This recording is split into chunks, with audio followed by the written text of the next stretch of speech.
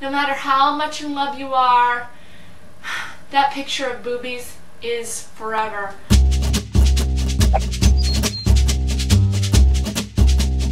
And I'm your host, Liz. This week we're talking about texting and relationships. According to a YourTango.com poll, 55% of people say that they like a balance of texting and calling.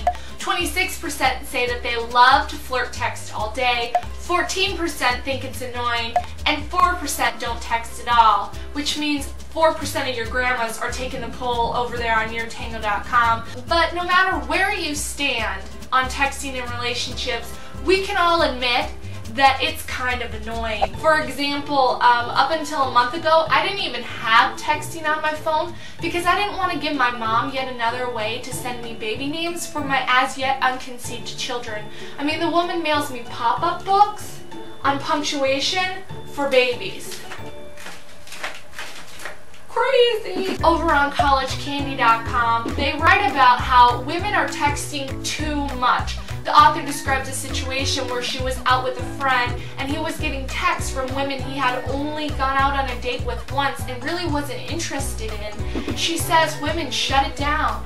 Shut down the crazy. Stop texting. If he doesn't text you back, then just don't text at all, which is a really good rule for texting and dating. Check out the article over there on College Candy. Another great rule for texting and dating is over on YourTango.com, where they give a whole bunch of rules for texting and dating. And my favorite rule is rule number 5. Don't send compromising photos. Basically, if you wouldn't flash that photo around your local McDonald's, then why are you sending it? No matter how much in love you are, that picture of boobies is forever. Finally, over on Crushable, there's an article by a girl who is saying that she gets too many texts. She gets too many booty call texts, which I have to say, wham wham, what's your secret?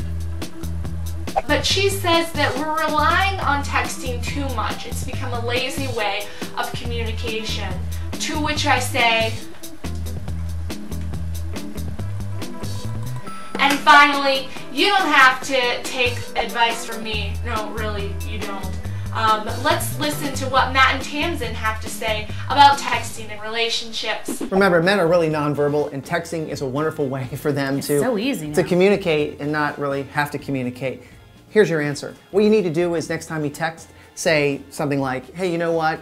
Not really the texting type of girl.